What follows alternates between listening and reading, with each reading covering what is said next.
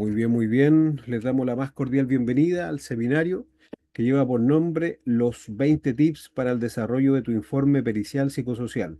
Agradecemos su presencia y les invitamos a seguirnos en Instagram y Facebook para estar al tanto de los próximos seminarios. Quien nos va a deleitar con su sabiduría y entendimiento en breve es Carol Betis Ortiz. Ella es trabajadora social, perito en la Defensoría Penal Pública, perito de parte y corte acreditada en todas las cortes de apelaciones de Chile, ex perito social forense en el Servicio Médico Legal, mediadora penal en Corporación Opción y Fundación Ciudad del Niño, doctoranda en psicología por la Universidad de Buenos Aires, magíster en intervención sociojurídica en familia, cuenta con el postítulo en parentalidad, apego y desarrollo de la infancia, postítulo en coordinación parental, cuenta con diplomados en temáticas parentales, violencia sexual infantil, trauma complejo, peritaje forense, criminología, victimología, género, mediación, justicia restaurativa. Y obviamente gran amiga de la casa acá de Adipa. Es un tremendo honor contar con ella. Hecha la presentación y la bienvenida, es toda suya la sesión, querida.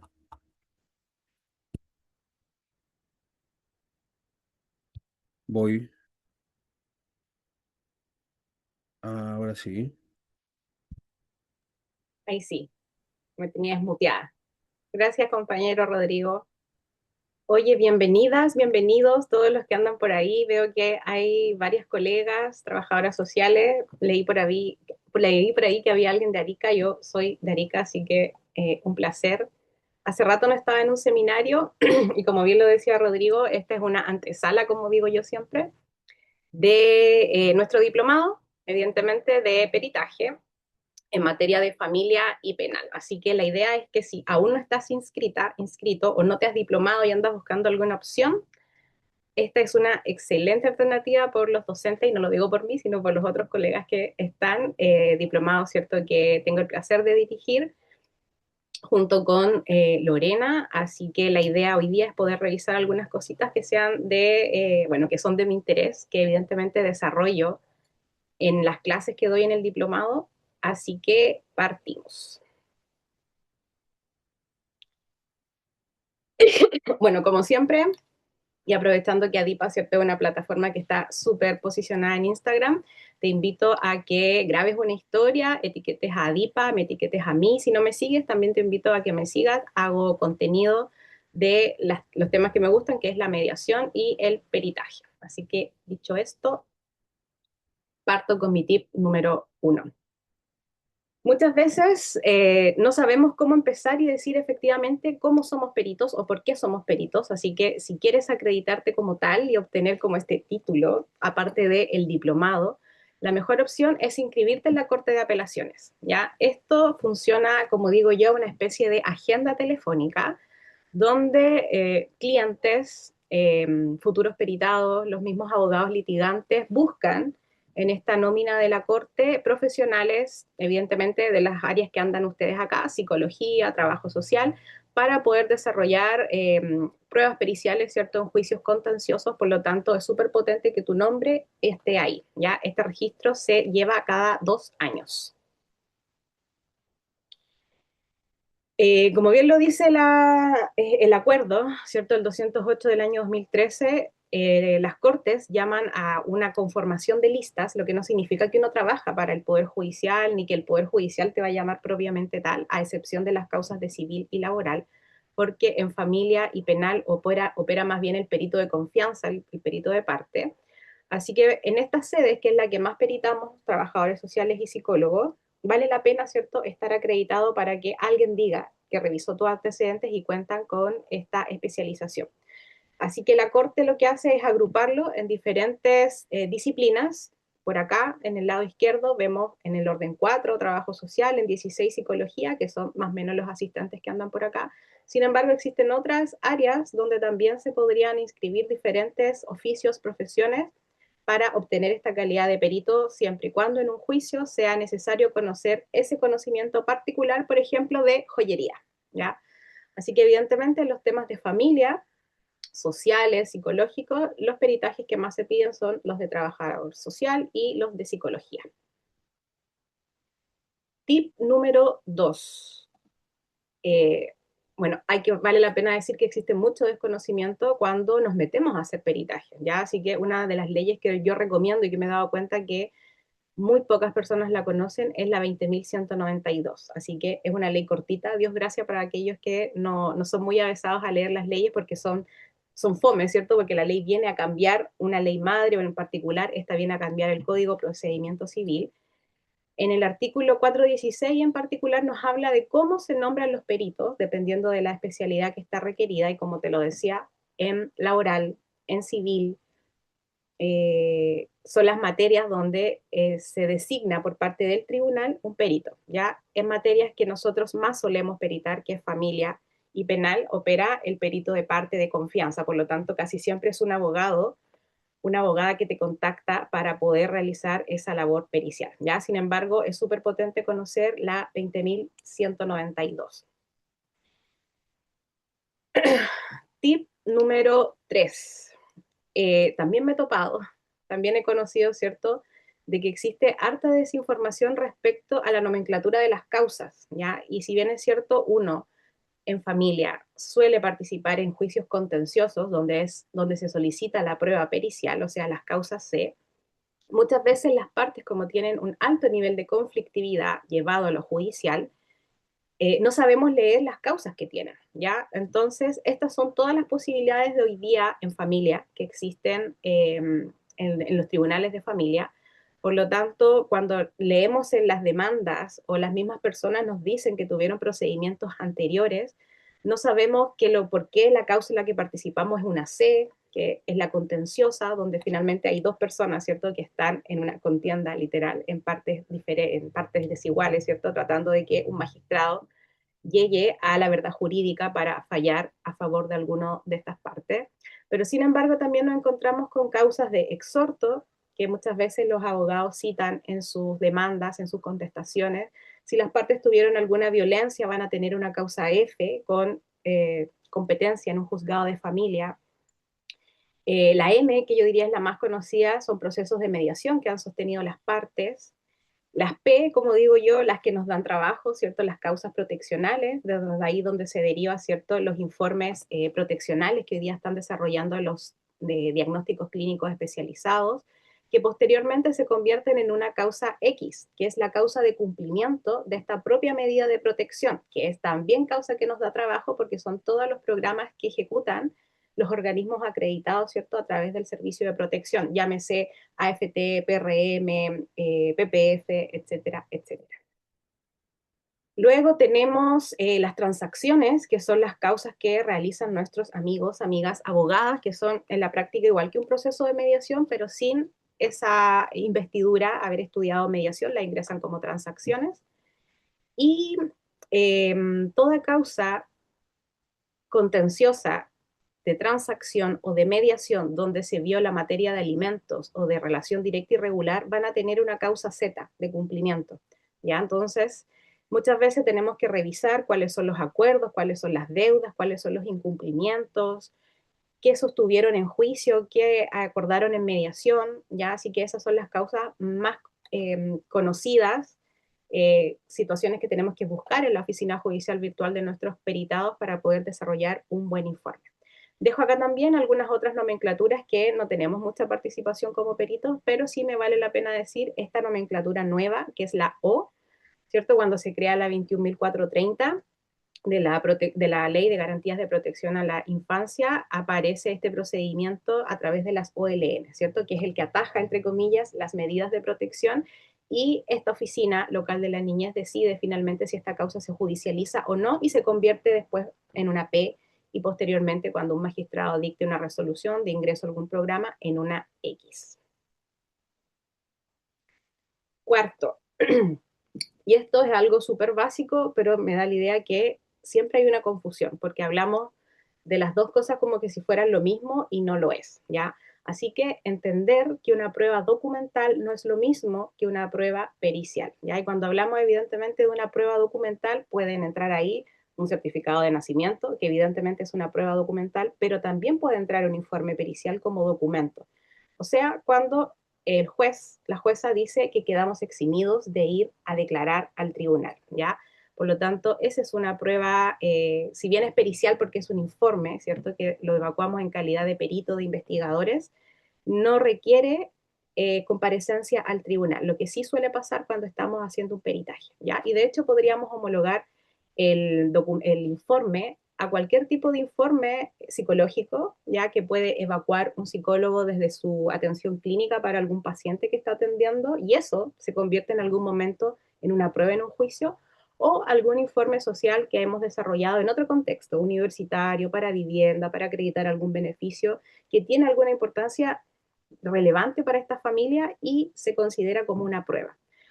¿Cuál es la diferencia particular? Que en un informe no existe una pregunta, una duda por parte de un magistrado. En cambio, en un peritaje, en una prueba pericial, es el juez el que te manda a preguntar la duda en psicología o en trabajo social, que evidentemente es la que tenemos que ayudar, ¿cierto?, a dilucidar a la judicatura. Y en lo particular, casi siempre un peritaje va a requerir que asista el perito a declarar, salvo que el mismo magistrado indique que quedamos eximidos. Tip 5, y este es muy contradictorio y cuesta mucho, la verdad, sobre todo para los que yo digo somos trabajadores sociales, porque nuestra profesión se encuentra, a mi juicio, y lo digo de manera muy personal, muy desvalorizada por el resto y por nosotros mismos, así que cobrar es una de las cosas que nos cuesta demasiado, ¿ya? He leído algunos comentarios por ahí en redes sociales, dicen que hay que trabajar gratis. Yo creo, nadie trabaja gratis, ¿cierto? Son cosas muy particulares que uno decide hacer, pero definitivamente un informe pericial, no. Eso no es una labor que se realiza gratuito, a menos que sea tu trabajo tiempo completo en alguna institución, ¿cierto? Por lo cual te paguen por ello. Pero en este contexto, en el privado, si ese demandante, ese demandado, tuvo el presupuesto, el acceso a pagar representación jurídica, ¿cierto? Para que sus intereses sean representados por un abogado o por una abogada, también debería haber dinero para poder pagar esa prueba pericial, ¿ya? Así que en ese orden del peritaje privado es lo que nos movemos. Así que, dicho esto, estos son los mínimos y son los mínimos referenciados desde el Colegio de Trabajadores Sociales, lo cual no significa que tienes que estar colegiado para cobrar, ni significa tampoco que es lo que debes cobrar, pero yo digo que sí es un mínimo para no cobrar menos de ello, porque así también he leído en redes sociales que hay informes por 60.000 pesos, por 80.000 pesos, y definitivamente está por debajo del honorario que tiene, por ejemplo, el Colegio de Trabajadores Sociales. Así que para informes sin declaración, podríamos decirlo, de acuerdo a los tips que venía diciendo anteriormente, nos llaman a cobrar 4 UF, lo que vendría siendo alrededor de 160.000 pesos. Y si tuvieses que ir a declarar, se aumenta en 2 UFs, o sea, son un poco más de 100.000 pesos, ¿cierto? Si esto se convierte en una prueba pericial. ¿Ya? Así que tener un arancel mínimo, los de psicología andan por ahí, yo diría que aumentan 1, 2 UF en dichos diferencias, ¿cierto? En ir a comparecer o no comparecer.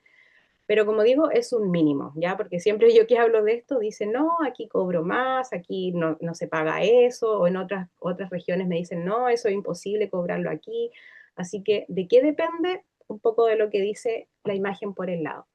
En la región en la que vivas, el valor mercado finalmente que andan cobrando ya los peritos que están trabajando, lo que tú valores económicamente tu trabajo, porque puede ser que alguien cobre 1 millón de pesos y tú consideras que tu trabajo vale 2 millones de pesos, eso es súper personal.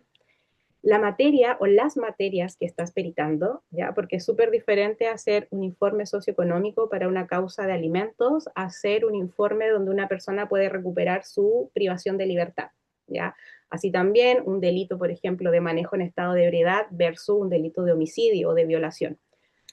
Evidentemente, el objetivo procesal del informe, si va a ser acreditar arraigo, acreditar domicilio, acreditar red de apoyo, acreditar contacto criminológico, necesidades del alimentario, si tiene las condiciones habitacionales para el cuidado personal, para una relación directa y regular, si hay psicopatología de base, si hay que hacer una evaluación neuropsicológica, todo eso va a depender, ¿cierto?, de lo que dice el acta de audiencia.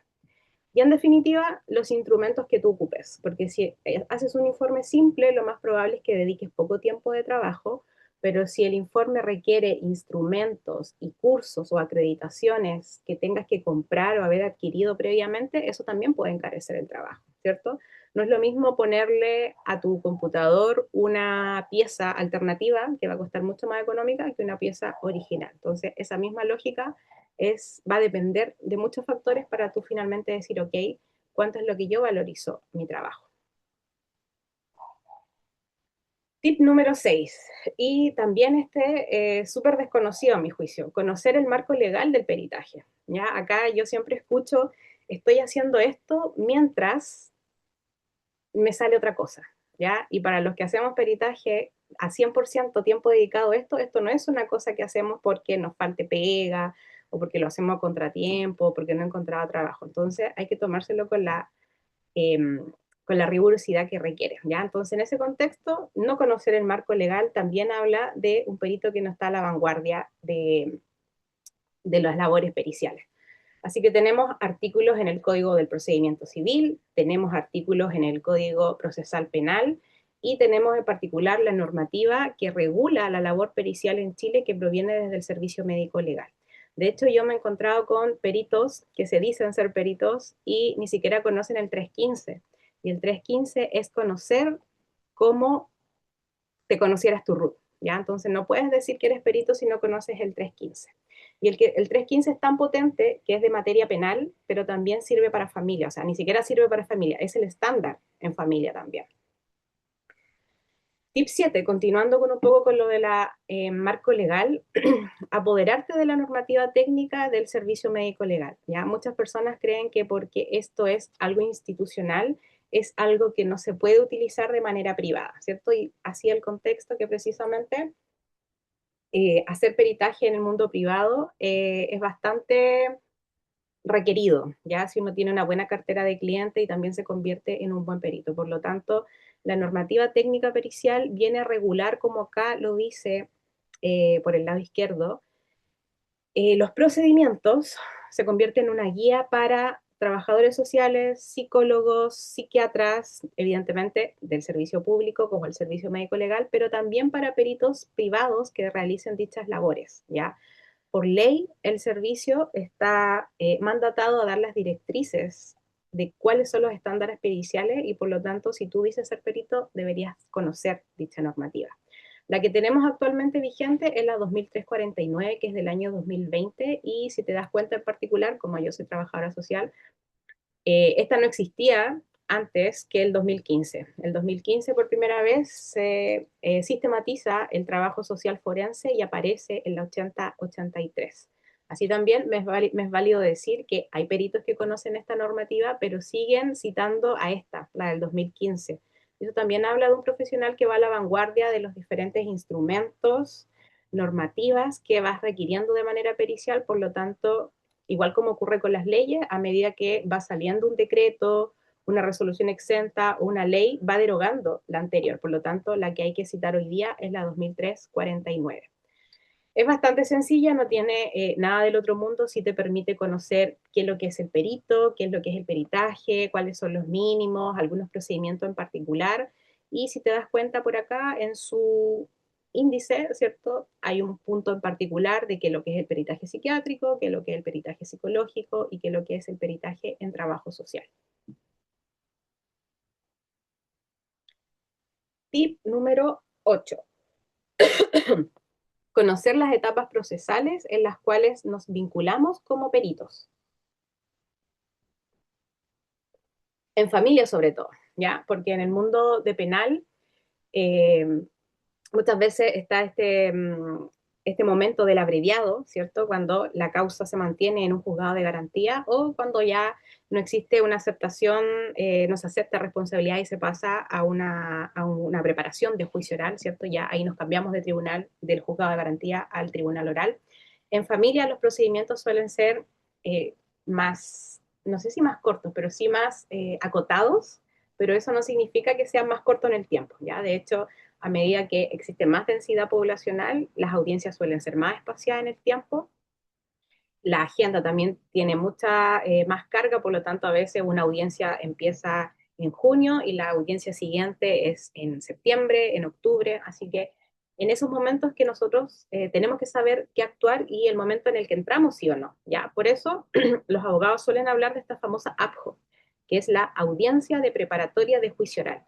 Por lo tanto, en ese momento que el litigante ofrece la prueba, es el momento donde tiene que dar tu currículum, tu nombre, tus datos de contacto para que quede zanjado en dicho procedimiento, en la audiencia preparatoria de juicio, porque si no se menciona en dicho momento, no va a poder ser incorporado en el segundo momento, que es la audiencia propiamente tal de juicio, ¿ya? Así que muchas veces nos invitan a participar en labores periciales cuando ya están a puertas de juicio, cuando ya pasó la audiencia preparatoria, muchas veces nos contactan los clientes directamente en desconocimiento precisamente de estos procedimientos y la verdad es que no tiene ninguna suerte realizar un trabajo para el cual no va a poder ser incorporado. Y si bien es cierto, existe, eh, ¿cómo se dice? Eh, Pequeños artículos que permiten a los litigantes incorporar nueva prueba en momentos diferentes a la audiencia preparatoria del juicio, tiene que ser un abogado bien avisado, ¿cierto? Que pueda decir que esto es muy importante para el proceso, que no se vio en este momento previo para poder solicitar, ¿cierto? La incorporación en el momento diferente. Y este tip me hace hacer match con el tip número 9, que es saber calcular la fecha de entrega. Y esto es algo bastante preocupante porque si no entregas el peritaje en el plazo y forma en que hay que hacerlo, esto queda extemporáneo y excorpóreo, ¿ya? Y esas cosas solo las aprendemos cuando estamos precisamente peritando y aprendemos, ¿cierto?, de todo este lenguaje judicial. Por lo tanto, la forma en que tenemos que incorporar los resultados del peritaje es a través de oficina judicial virtual. ¿Ya? Y acá es cuando yo siempre me hago valer de la medicina y digo, cuando yo voy al médico y el médico me va a dar una licencia, yo espero que ese facultativo me extienda dicho documento, ¿cierto? Documento legal que me permite un reposo laboral y un descanso y una recuperación de mi salud. Por lo tanto, si yo soy la perito nominada, yo misma soy la que debo entregar la prueba. Así que yo soy enemiga de que se la enviamos al abogado que me contrató, que me llamó, que la suba él, que la suba ella, porque yo no sé usar la oficina. Es un deber hoy día, desde la tramitación electrónica, que todos los ciudadanos y en particular nosotros como peritos sepamos usar la oficina judicial virtual, hacer escritos e incorporar la prueba, ¿ya? Así que eso sería excorpóreo, ya incorporar de una manera que ya no es la adecuada, y el extemporáneo tiene que ver con la fecha. Y acá me quiero detener en esto en particular porque el artículo 46 nos indica que esto se tiene que poner en antecedentes 5 días antes de la audiencia. Y acá existe toda una batahola de cómo se cuentan los días. Yo pensé que no se contaba el sábado. Carol, porfa, cuéntame los días bien porque no me los sé, se me corrieron, así que me hago valer de un calendario para que quede súper claro. Vamos a simular entonces que la audiencia de juicio oral va a ser el 20 de julio del 2026, ¿cierto? El que dejé acá con el circulito. Por lo tanto, como la ley indica que el plazo son 5 días antes, mi plazo va a ser el sábado 11 de julio hasta las 23:59, porque si yo me demoro en subir esto, se me cae el internet, se me corta la luz, la oficina está colapsada y no logro hacerlo y me paso en un segundo, va a decir 0001 y va a ser 12 de julio. Y eso significa que la prueba está extemporánea, ¿ya? Por lo tanto, ¿cómo se cuenta esto? La audiencia es el 20, así que mi primer día sería el sábado 18, mi día 5, viernes 17 sería el día 4, evidentemente el 16 no lo cuento porque es feriado, el 15 sería mi tercer día, el martes 14 sería mi segundo día y mi último día sería el 13 de julio, ¿ya? Por lo tanto, este día el informe ya tiene que estar disponible, así que evidentemente no cuento el domingo. Por lo tanto, yo tengo hasta el sábado 11, hasta las 23:59 para subir el informe, ¿ya? Así que también, haciéndome valer del ejemplo de la licencia, cuando una licencia se termina, ¿cierto? Yo tengo el deber de presentarla en el tiempo y en el plazo a mi empleador para seguir con el descanso. Lo mismo le pasa al cliente que te contrató para peritar, ¿cierto? Ese cliente espera que la prueba esté incorporada como se debe y en el tiempo que se debe, porque hubo un contrato, ¿cierto? O de trabajo, un consentimiento donde tú dijiste que ibas a responder en plazo y forma para que fuera válida la prueba y todo lo que tú investigaste y desarrollaste en el pericial. Tip número 10. Esto yo diría que nadie, me hago valer de la comilla, nadie lo hace. Aceptar el cargo. Y esto es una obligación dentro de los deberes periciales, ¿ya? El artículo 417 del Código de Procedimiento Civil dice que el perito debe aceptar el cargo cuando se le inviste, se le convoca a participar como tal, y esto evidentemente se hace a través de un escrito. Volvemos al tema de la oficina judicial virtual. Esto tiene que ser dentro de 3 días después que te enteraste, ¿cierto? Insisto, estoy hablando en civil y en laboral, porque ahí los procedimientos están más regulados, ¿ya? Entonces, es el propio tribunal el que te convoca, por lo tanto, como tienen tus datos en esta especie de agenda telefónica que yo decía cuando inscríbete en la corte, tú te vas a enterar, te va a llegar una notificación a tu correo electrónico de que fuiste nominada, por lo tanto tienes 3 días para aceptar dicho cargo. Así que en penal no suele utilizarse esto porque más bien actuamos como perito de parte, así que le trabajamos directamente a un defensor privado o a la Defensoría Penal Pública, por lo tanto la prueba se le entrega a ese profesional directamente.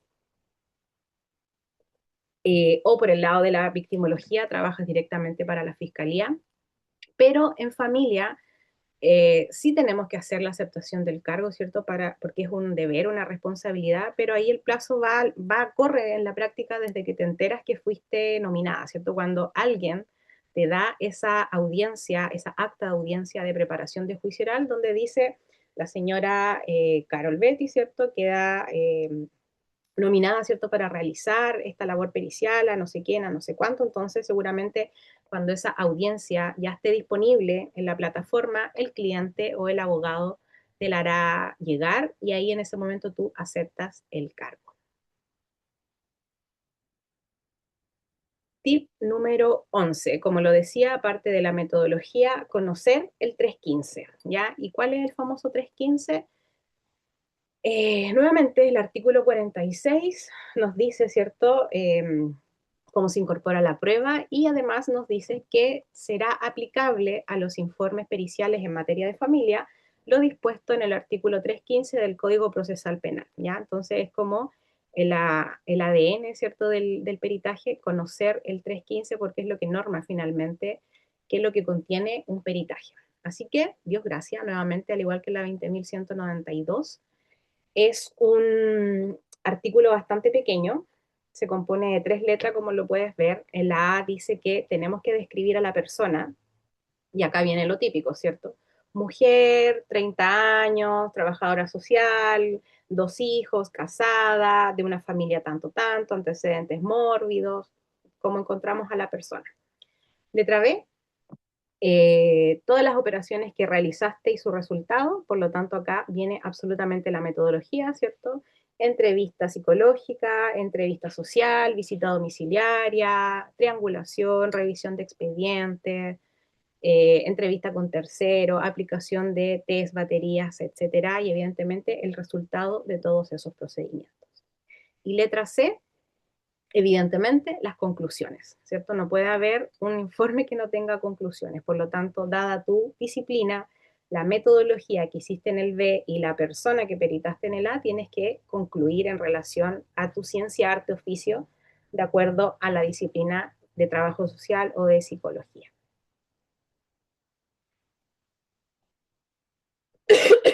Tip 12. Y acá yo sí diría, esto es hiper mega desconocido, ¿ya? Conocer normas UNE. Así como lo decía, existe una normativa técnica pericial que es del Servicio Médico Legal, que podríamos decir que es el producto UNE nacional, También existen normativas técnicas periciales, pero a nivel internacional. Y evidentemente un buen perito va a la vanguardia de lo que también va lo anglosajón, lo europeo, por lo tanto, conocer las normas UNE también está súper potente para mejorar tu labor pericial.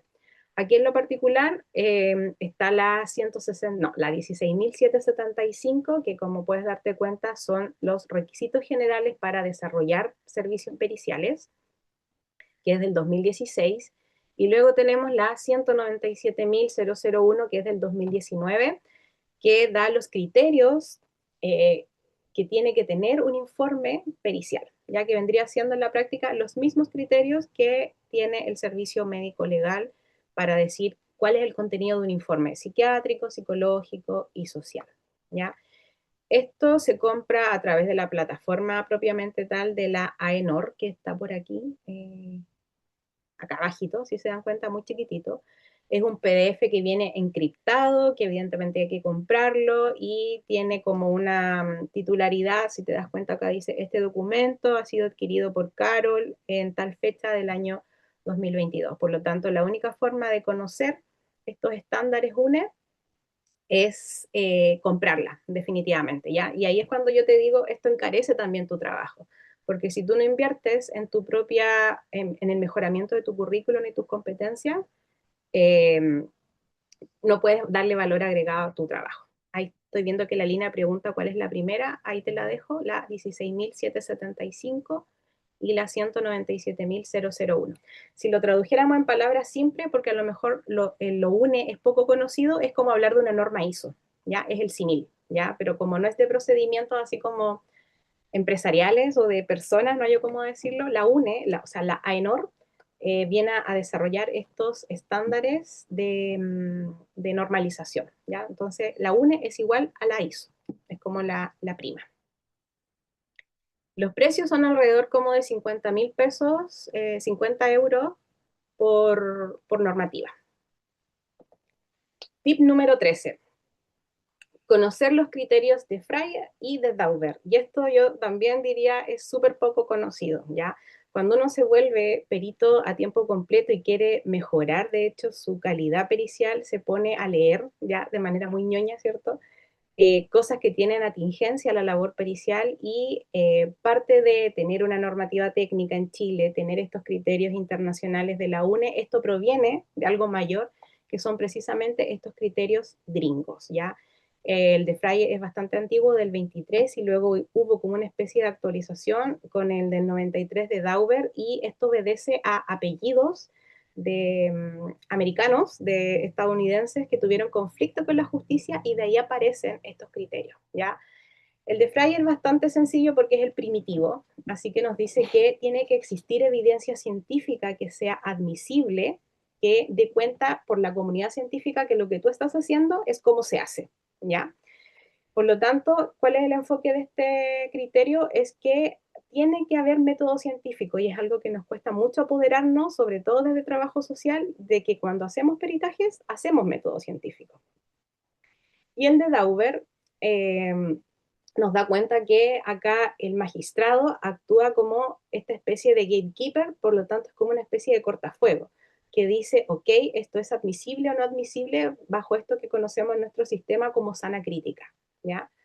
Así que, ¿qué es lo que dice el criterio de Dauber? Que lo que tú estás diciendo puede probarse, por lo tanto se puede replicar, por lo tanto el pericial tiene que tener todos los insumos para que otro profesional pueda llegar a los mismos hallazgos y conclusiones de lo que tú hiciste, ¿ya? Así que eso de ocultar información o no entregar tanto detalle en el pericial para que no se sepa, no es un criterio estandarizado, ¿cierto?, adecuado, porque es todo lo contrario. De hecho, si se quisiera hacer un metaperitaje en materia de psicología o de trabajo social, el metaperito, en el peritaje debería tener todo a la vista para poder hacer una observación realmente científica y dar esta segunda opinión desde lo metapericial. Que el peritaje ha sido revisado por pares y es un criterio que hoy día no tenemos nosotros en el mundo privado. Con esto mismo que te decía, ¿cierto? De manera internacional y el SML, el Servicio Médico Legal sí lo hace, hoy día hace unos 2 años, diría yo, si no me equivoco. Y en el mundo privado no existe la revisión entre pares, ¿ya? Y ese es un servicio que yo estoy haciendo harto hoy día en las asesorías que mantengo porque muchas personas, como yo también digo, no te conviertes en perito hasta que no tienes tu primer peritaje, pero cuando tienes tu primer peritaje muchas veces no sabes qué hacer. Y ahí es cuando, de la manito de un profesional que tiene mayor experiencia o que conoce mucho más del campo, te puede ayudar a eso, ¿ya? Y ahí está la revisión de pares. Por lo tanto, esto es una especie de filtro, de feedback, donde alguien te dice, mira, las conclusiones no se entienden, arriba pusiste Juanita y por abajo dice María, yo no utilizaría esto, no diría esto. Literal es una revisión de forma, más no de fondo, ¿ya? Porque evidentemente el titular del peritaje eres tú, así que si tú dijiste esto es lo que yo creo, eso va. La idea es que se entienda, ¿ya? Sobre todo porque es una revisión entre colegas y porque el destinatario es alguien que no es de la profesión, ¿ya? Un abogado o un magistrado que han estudiado derecho, por lo tanto eso tiene que ser entendible. Permite, ¿cierto?, reducir la tasa de error o se le conoce, ¿cierto?, cuál va a ser su posibilidad de errar por el filtro que existe. Además existen estándares de controles aplicables y en general esto está aceptado, ¿cierto?, que así se hace. Por eso hoy día vemos resoluciones que dicen, de acuerdo al 315, de hecho el otro día, no me acuerdo dónde lo vi, alguien copió y pegó, bueno, pantalló una resolución que estaba bastante potente y era así como decir, wow, o sea, los magistrados ya están al tanto de esto, la voy a pasar a leer desde mis notitas del celular. La resolución del tribunal, cuando mandó a hacer el peritaje, decía así, que la perito estime, que la perito estime relevante los antecedentes a través de la aplicación del modelo de juicio profesional estructurado mediante pruebas psicométricas validadas, escalas de riesgo específicas validadas en población chilena. Esto no es un lenguaje judicial, ya es absolutamente forense. Pero, ¿qué te da cuenta de eso? Que los magistrados se están estudiando, ¿ya? Los litigantes también están estudiando y conocen de estas cosas. Por lo tanto, cuando uno responde o cuando uno le invitan a responder una duda, tiene que ser respondiendo efectivamente lo que te están pidiendo, ¿ya? Para eso fuiste convocada y para eso también te contrataron los clientes. Y esto tiene estrecha relación con lo que venía leyendo en la notita, tip número 14, conocer el multimétodo multifuente, que también es algo poco conocido. A lo mejor lo conoces de manera disgregada, pero no así como se está llamando hoy día en la literatura. ¿Qué es lo que es el multimétodo? Un informe pericial no puede sustentarse solo en una herramienta, o sea, solo en la entrevista, ni solo en lo que te dice el peritado, ¿ya? Multimétodo significa combinar entrevistas, el uso de test, análisis documental, entrevista con terceros. Eso es multimétodo multifuente. Y por el otro lado, multifuente significa, ¿cierto?, contrastar lo que te dice tu peritado con la documentación que existe en el expediente, informes previos que te puedas proveer o pedir, ya, entrevistarte con terceros relevantes, porque cuando solo existe una sola fuente de información, que es la entrevista de la persona que estás peritando, las conclusiones van a quedar, la verdad, muy cortas, ¿ya? No puede ser la única forma de obtener la información a través de la entrevista, a través de la misma persona peritada, ¿ya? Así que en palabras muy simples, eso es el multimétodo multifuente. Y tiene que ver, ¿cierto?, con esta acepción en particular que les leía que el magistrado mandó a realizar con un tip que viene un poquito más adelante. Número 15, utilizar hipótesis. Un poco lo que decía también anteriormente. Cuando hacemos un pericial, hacemos método científico. Y si hablamos de método científico, hablamos de hipótesis, ¿ya? Y es algo que nos cuesta bastante hacer. El perito no debe llegar a la entrevista a conocer al peritado sin saber nada de él, ¿ya? Eso de la tabla rasa, a mi juicio, opera en otros contextos. Si uno conoce los antecedentes, la persona, ¿cierto? O sea, lee un poco antes de entrevistar, puedes direccionar de mejor manera la entrevista y acotar también tus tiempos de trabajo, porque la persona suele divagar mucho, puede darte mucha información que no es necesaria y para ti, como no conoces los antecedentes, claro, todo va a ser muy interesante, apuntable, de hacer más preguntas para poder saciar tu curiosidad, pero resulta que cuando vas a transcribir, nada de lo que te dijo servía, no te respondió nada de lo que te mandaron a preguntar, o ahora que leíste, te diste cuenta que te faltaba hacerle algunas preguntas a la persona. Por lo tanto, Cuando nos acercamos con esto de sí, yo creo que la persona se puede quedar con el niño, yo creo que la persona puede pagar esto que le están pidiendo de pensión de alimentos, yo creo que la persona merece la libertad o, no, o es inocente o es culpable. Nos acercamos, ¿cierto?, a una persona con una decisión ya tomada. Y recordemos que el perito es un profesional imparcial, ¿cierto? Por lo tanto, con hipótesis hacemos que esto se confirme o se descarte. Nos acercamos al sujeto de estudio más bien desde el conocimiento y con dos posibilidades, ¿cierto? Una hipótesis nula o una positiva. Por lo tanto, si el informe solo se sostiene en una respuesta que es tu idea del inicio, no vas a explorar otras alternativas al problema, a la realidad de la persona. Y definitivamente no estás siguiendo el método científico si no te planteas hipótesis diferentes de trabajo. Número 16. Usar el método mixto. Nuevamente, al igual que el multimétodo multifuente, esto quizás lo conoces, pero no lo conoces como método mixto propiamente tal.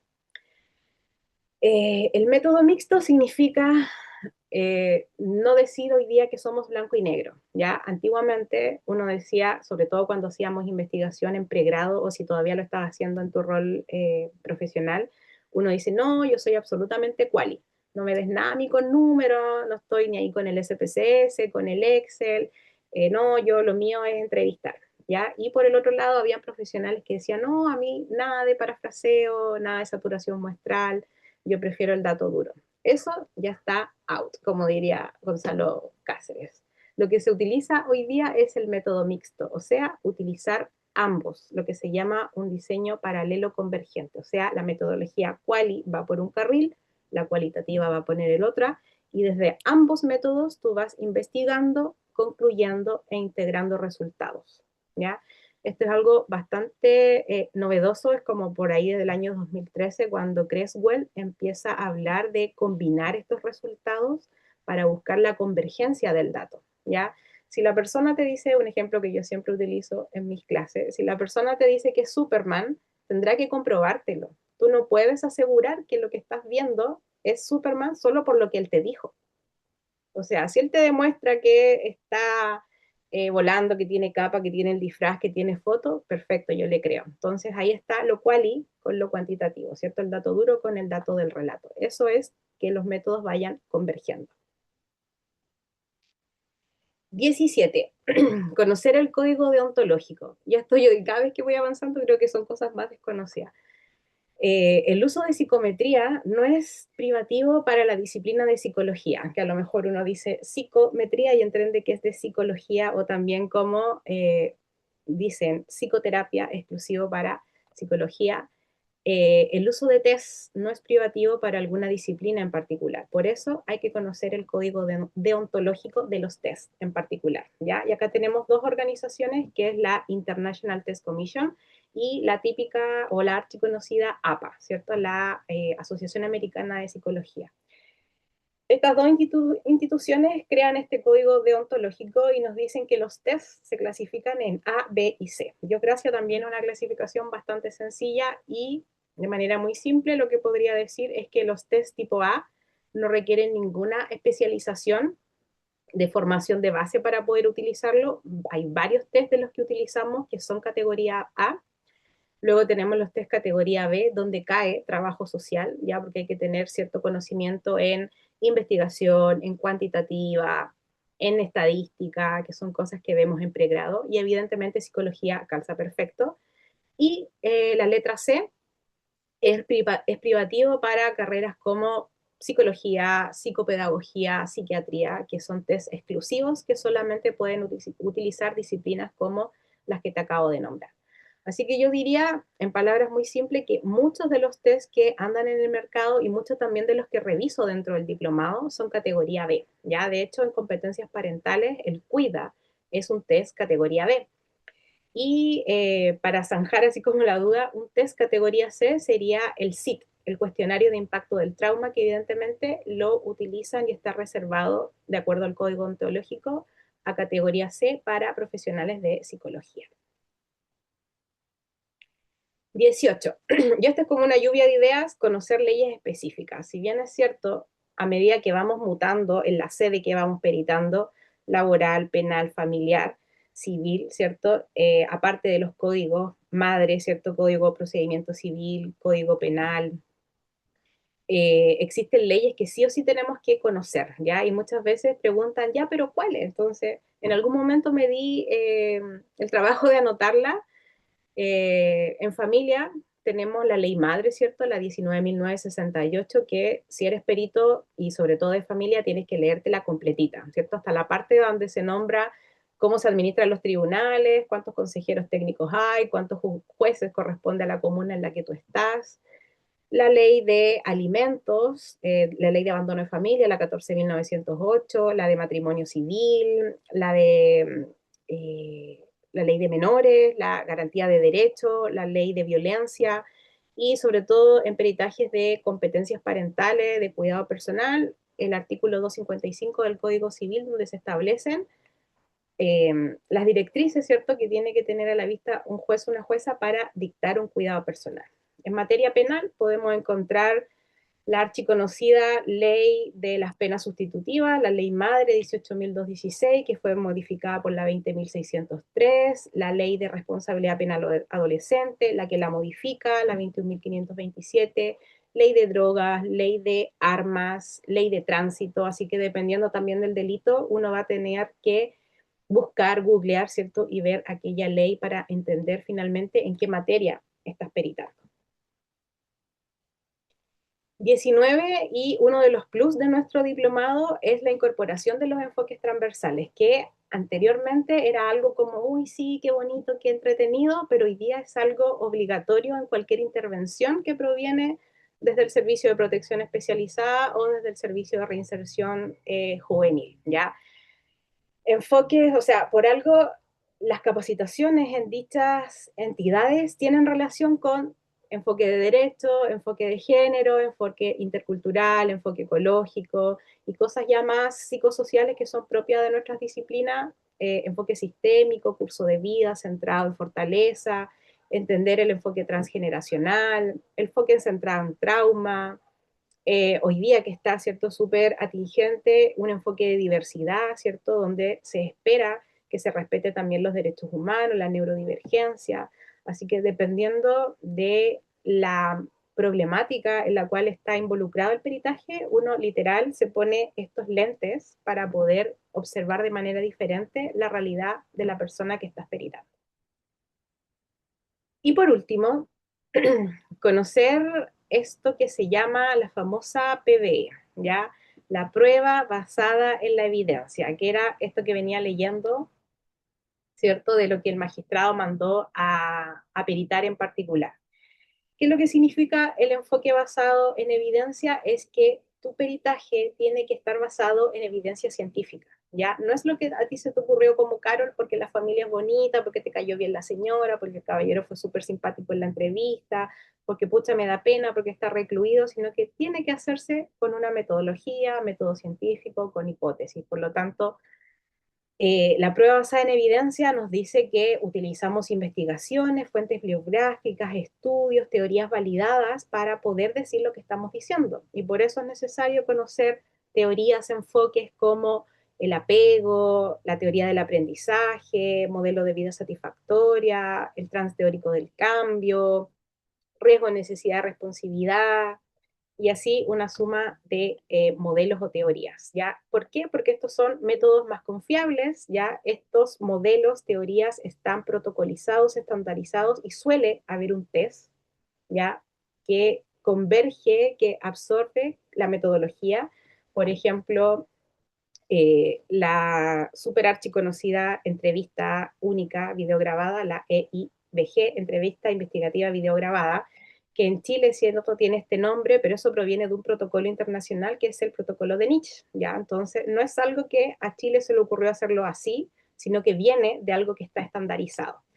El CUIDA, por ejemplo, no es porque esté de moda, sino que es un test que tiene amplio repertorio, que mide lo que mide, que está aprobado en población, por lo tanto, los constructos para buscar quién es el mejor cuidador, entre comillas, de acuerdo a lo que nos arroja el test, son constructos que ya están validados, ¿ya? Que tiene mucho que ver con esto que te leía, que el magistrado mandó a preguntarlo, que se hiciera con pruebas psicométricas estandarizadas, probadas en población, chilena. Y evidentemente hay que aplicarlo al caso concreto. No siempre el mejor test o el test que justo es para esta causa va a poder ser utilizado si evidentemente no tienes la especialización, no tienes el curso, no tienes la adquisición del test, la batería propiamente tal, o a lo mejor por causas que le delegamos al peritado. No puede contestarlo, no es atingente al caso, ¿ya? Así que, en palabras muy simples, significa que el perito no opina libremente de lo que le parece mejor, sino que fundamenta su informe en relación a conocimiento científico comprobado, ¿ya?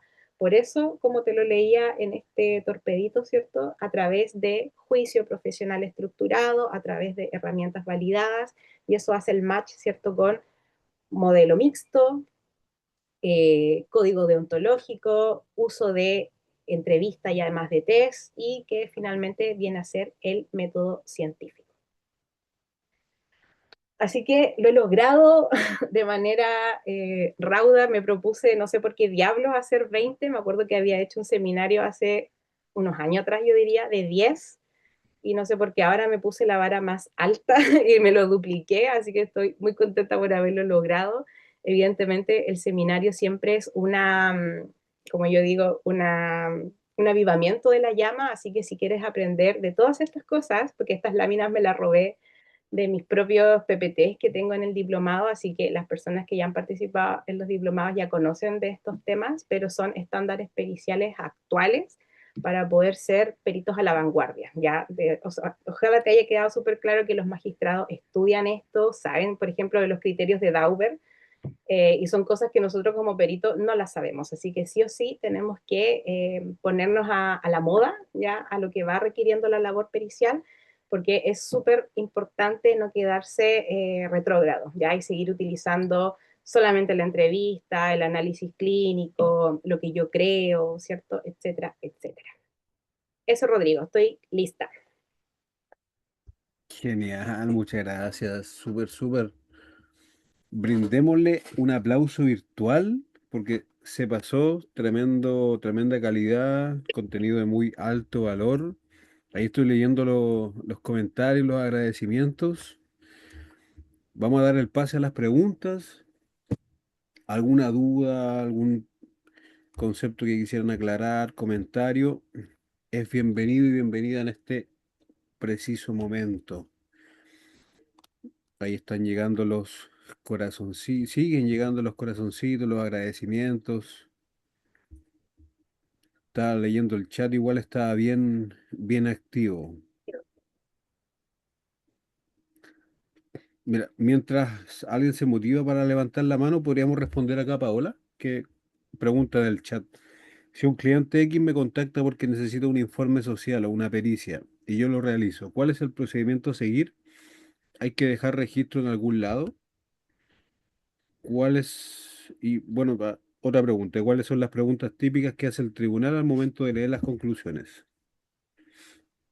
Bueno, eso de dejar registro, el registro tiene que ver con entregar el pericial, ¿ya? El documento es como la licencia médica en la práctica, ¿ya? Es un documento privativo, ¿cierto? Que es solamente dirigido para el magistrado en este caso y quizás entendiendo o pasándome el rollo con la pregunta, no incluimos los apuntes que tomamos en la visita, no incluimos los instrumentos, la tabulación, el genograma y todas esas cosas que nos sirvieron para dar ese dictamen, ¿ya? Homologuémoslo siempre como a la licencia.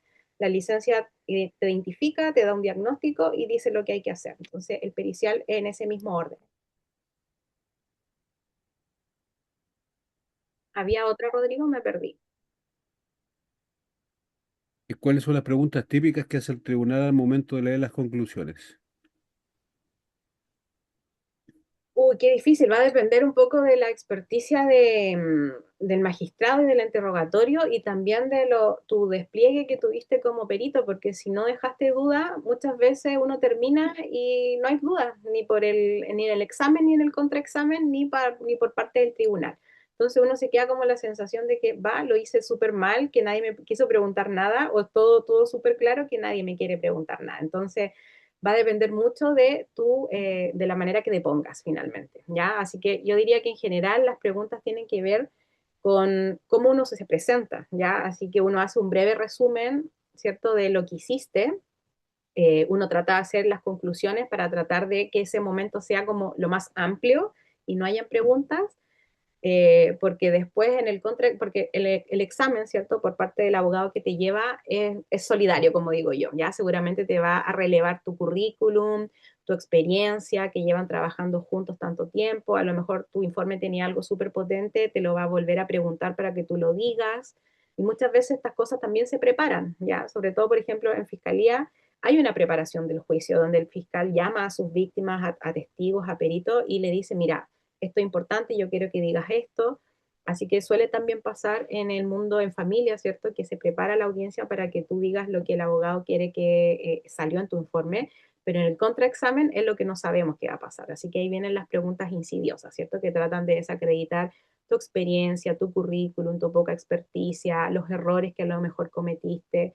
Si no hubo una revisión por par, seguramente te va a preguntar por qué arriba decía Juanita y abajo decía María, cómo llegó a esta conclusión, qué instrumentos utilizó, usted está acreditada para el uso de esto, ¿no? Yo acá siempre digo, los litigantes suelen emparejarse con personas de este mismo mundo, así que es probable que ese abogado esté emparejado con una trabajadora social, con un psicólogo, o también a mí me toca asesorar también a abogados que me preguntan esto mismo que tú me estás preguntando. Carol, ¿me puedes revisar el informe y decir cómo destruyo este informe? ¿Ya? Entonces, mucho también de lo que comento tiene que ver con esa experticia, ¿ya? Mira, acá no hay metodología, no se aprecia el 315, las conclusiones son poco congruentes, no hay revisión de PA, pregúntale por el criterio de Dauber, de Fryer. Entonces, todas estas cositas que te comento son precisamente de esta mancomunión, ¿cierto?, entre lo teórico que enseño y lo que me va nutriendo la práctica, bueno, por toda la experiencia también que tú comentabas, Rodrigo, que tengo que desarrollar actualmente. Bueno, hace por muy poquito terminé mis funciones porque renuncié, lo quiero decir, lo quiero dejar ahí grabado. Renuncié al servicio médico legal, hoy día me encuentro haciendo peritajes, bueno, volví a hacer peritajes para la Defensoría, así que siempre me trato de mantener a la vanguardia. Entonces, un poco eso es lo que te van preguntando. Así que, para como sellar, si tienes una buena exposición, lo más probable es que las preguntas sean muy poco acuciosas, no haya mayor contrainterrogatorio finalmente. Muchas gracias. Tengo acá a Gloria, que tiene la manito levantada. Ahí le estoy habilitando el micrófono a Gloria. Hola, buenas noches, ¿me escucho? Sí, Súper bien. Ya bueno, primero felicitar a la Carol, que la encuentro sequísima. gracias. Y mira, Carol, te quería hacer dos consultas.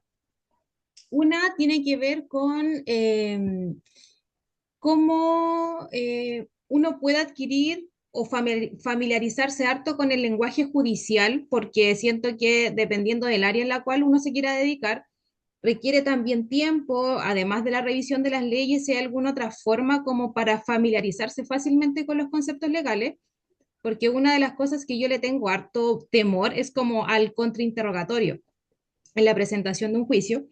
Y la otra consulta que te quería hacer tiene relación a cómo ir generando una batería de instrumentos. Porque, bueno, yo hice el diplomado en peritaje, pero siento que quedé muy corta. Entonces no me he atrevido a desarrollarme como perito y siento que para eso es necesario tener una batería bastante amplia de instrumentos para poder defender sólidamente el informe que uno realiza. Ya. Eh, de la pregunta uno, yo podría decir que yo me dedico a estudiar con jueces, magistrados y abogados bacanes que litigan.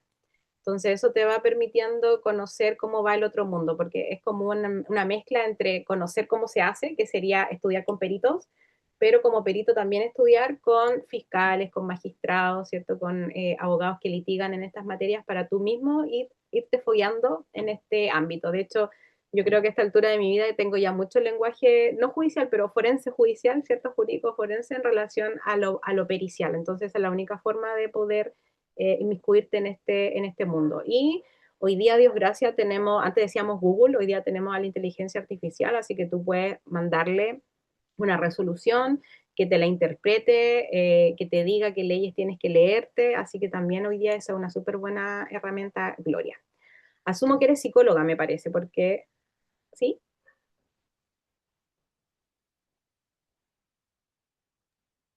Muchas gracias.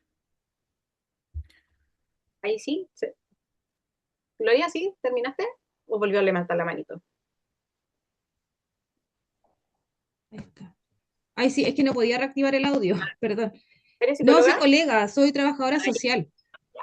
En general, para los psicólogos es como súper más fácil porque le enseñan psicometría, no sé si muy básica o algo así como en pregrado, por lo tanto ya vienen con este mínimo de qué hacer cuando van a evaluar, pero desde trabajo social es una cuestión que viene muy al debe, entonces esto definitivamente no se aprende en pregrado y yo diría que tampoco se aprende en un postítulo o en un diplomado, ¿ya? Pero sí me vale la pena decir que en lo particular, yo en mis módulos de familia y de penal, o sea, en mis clases del diplomado de familia y de penal, me dedico a enseñar psicometría para poder utilizarlo en juicios de familia y en juicios de penal, ¿ya? Así que lo otro es solamente cursos, ¿ya? Yo tengo varios cursos asincrónicos en ADIPA que hago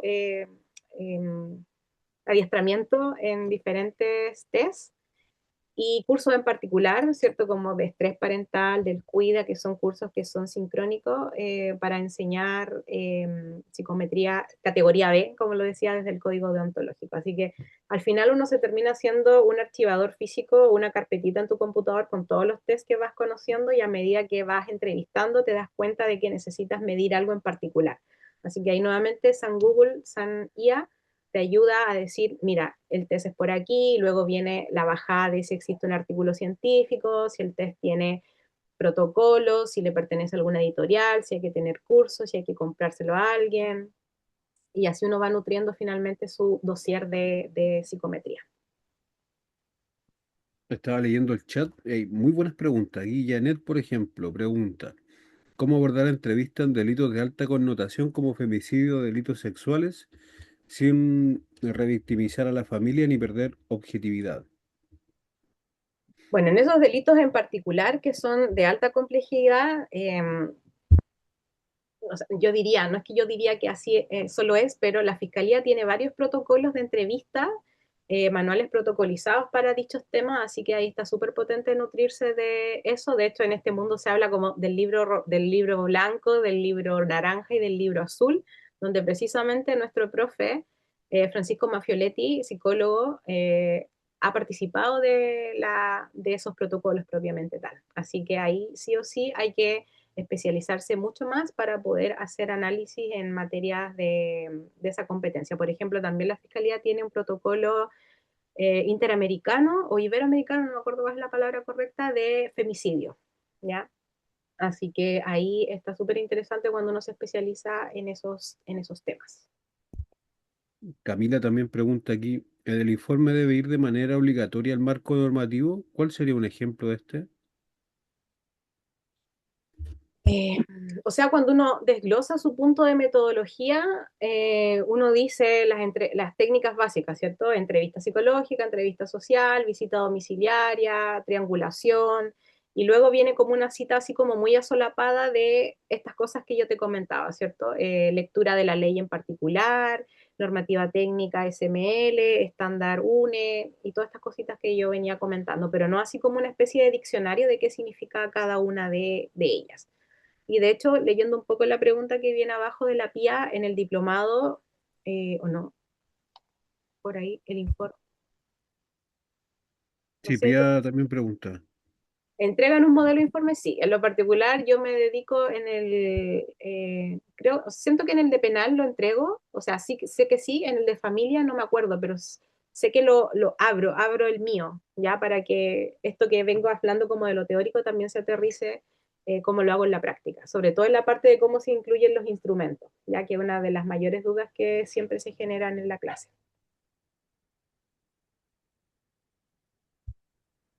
Súper bien.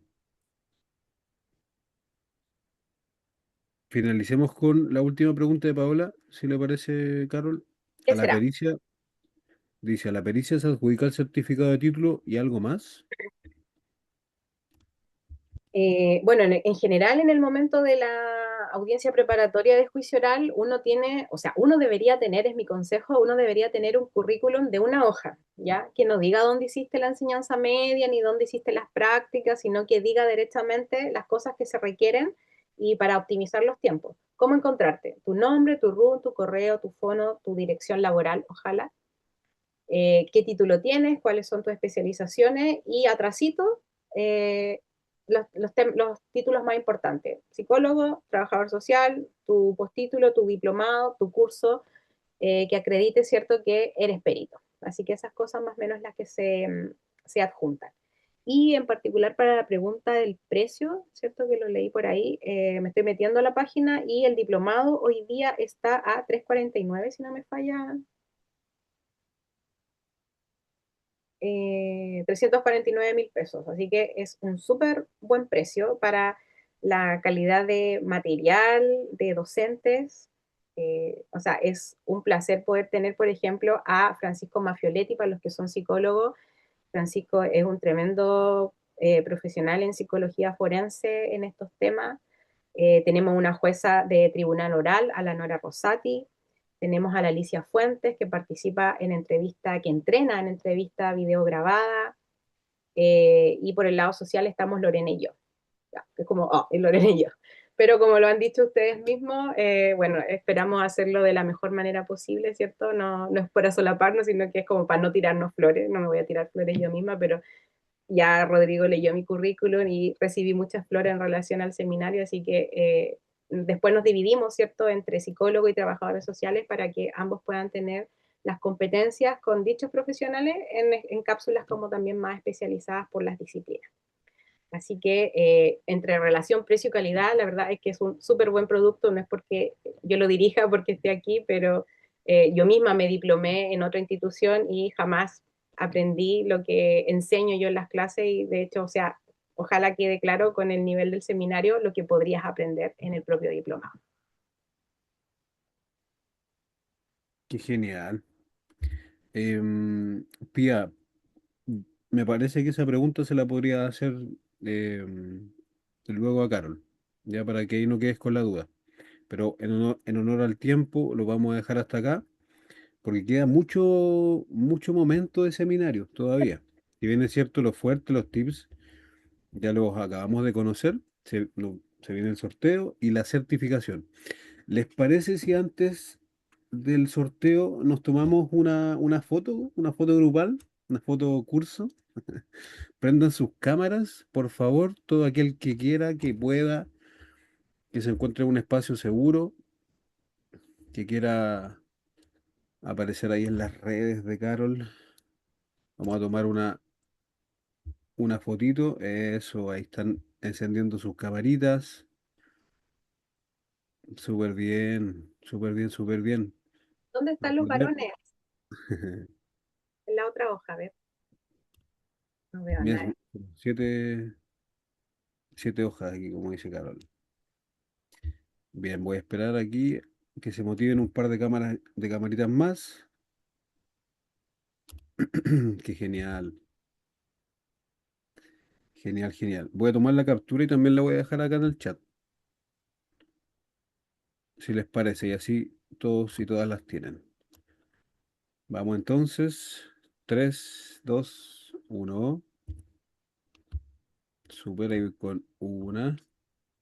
Vamos con otra. No apaguen sus camaritas, por favor, aún. 3 2 1. Eso. La última. 3 2 1. Muy bien. Impecable. Se las voy a compartir en breve acá mismo en el chat. Y nos vamos entonces con el sorteo. Les voy a compartir pantalla y vamos a finalizar el momento grabado del seminario. Así que, querida, le dejo unas palabras al cierre. Si gusta, cerramos con eso. Ya, oye, quiero decir que en las versiones anteriores han participado también alumnos que ya se han diplomado en otras instituciones, Así que no es causal de no haber, no, ya tenerlo, no volver a diplomarse, porque de verdad van a aprender demasiado. Ya es una súper buena instancia, insisto, costo-beneficio. ADIPA se caracteriza por tener diplomados súper económicos y tener una potente oferta de docentes, y lo hacemos con el máximo de amor y responsabilidad y tecnicismo posible. Así que ojalá te haya convencido si estabas buscando una alternativa, y nos vemos en clases. Mucho gusto, muchas gracias. Un gustazo, como siempre.